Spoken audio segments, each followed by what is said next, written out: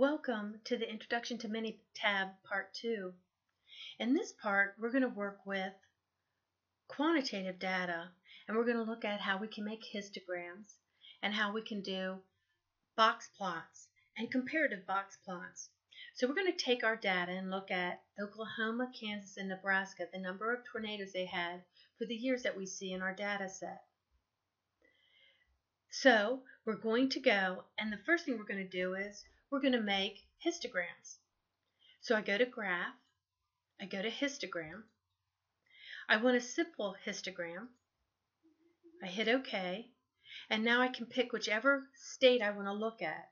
So let's look at Kansas. And we're going to see MINITAB's default histogram.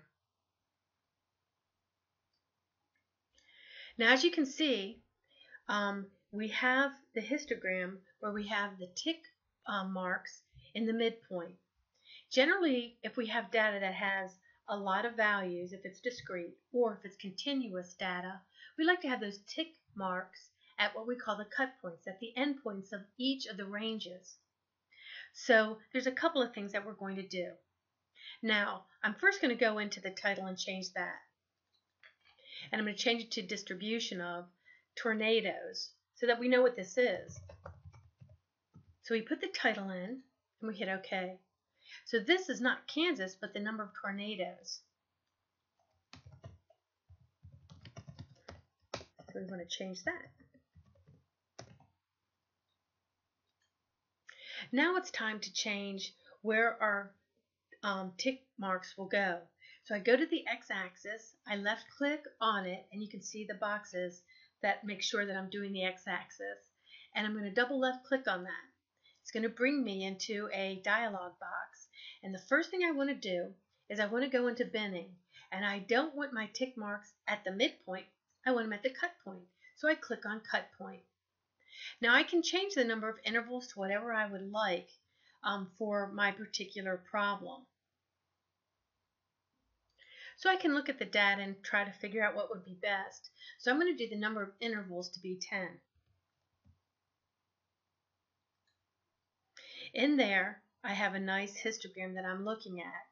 Now, I picked 10 because I looked at I kind of looked at the range being between 120 and 40, meaning that we have about 80, and I divided that by 8 to get about 10, so that I'd be at every 10 for my tick marks. And there was one more class than I had anticipated, but it worked out well. So now I can go back in here and I can actually position and show all my tick marks. So I can now put in 50, 70, and so forth. So after I put in all the numbers, I hit OK, and there I have it, a nice histogram. Now we can add grid lines, just like we did before with the bar chart. I hit Add, and I've got grid lines that I can put in my major Y marks. So it just makes it easier to see the frequency at each of the different intervals. Now this is a frequency histogram, but if I wanted a relative frequency histogram, I can't right-click and look at graph options. We don't have that for the histogram. So the way that I would have to do that is I'd have to go to my y-axis. So I left-click on my y-axis. I see that I'm on there, and then now I'm going to double-click. And in here, I can change it from frequency to relative frequency or percent just by hitting that. When I hit OK, you're going to see that that's percentages, and I now have a relative frequency histogram, however you would like to do it. So again, getting in here, the type of graph I want, I could either do frequency or percent. MINITAB's default is frequency. So that's how you would do a histogram. And you can change binning in many other ways. You can work with how you would do by how many bars you'd like to see, or one would say how many classes. And we can work with that and change the number. Problem is, in MINITAB Express, you don't have that option. It won't let you change the binning. So in MINITAB Express, histograms are a little bit more restrictive. So now we're going to look at our box plots. And with the box plots, we're going to do comparative box plots. So I'm going to go to Graph. I'm going to go to Box Plot. And I'm doing multiple Ys, so I'm going to hit the multiple Ys and hit OK. And in here I've got to let them know which ones I want. I don't want to do the year, but I want to do the different states. So I do Oklahoma, Kansas, and Nebraska. I'm going to look at MINITAB's default. If I hit OK, they'd be vertical, but I don't want vertical bar graphs. So I go into Scale, left click, and I want to transpose value and category scales. So now I have horizontal box plots. I hit OK again, and there's the default where I have to change the title, but I at least have it in horizontal. So I would say distribution of tornadoes, Kansas, Nebraska. And this would be not data, but number of tornadoes. And now you can compare where their means are, how much their spread is, if there's any of them that have outliers. And so from here, you can definitely see that Oklahoma has an outlier. That's what that asterisk is. You can see that Kansas has, as far as the median, the largest number of tornadoes. One would say the largest spread, if you include that outlier, would be Oklahoma. But if you're not including outliers and you're just doing the measure of spread by the interquartile range, once again, we'd have to say Kansas has the largest spread for the number of tornadoes.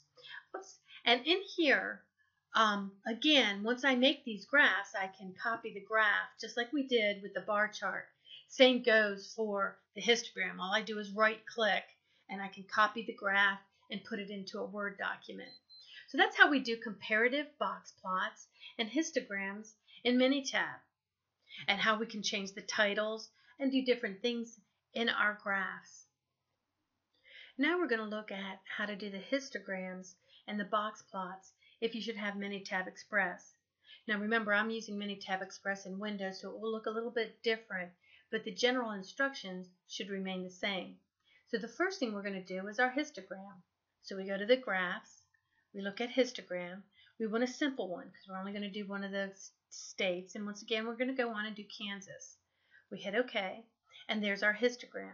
But as you see, we've got problems with the tick marks and of the titles. And the titles are easy. We just left click into them, and then we can change those titles just like we did in MINITAB for Windows.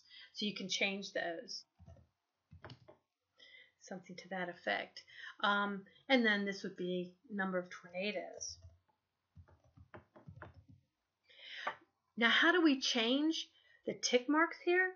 Well, if I left click into my graph, I'll get these two little dots.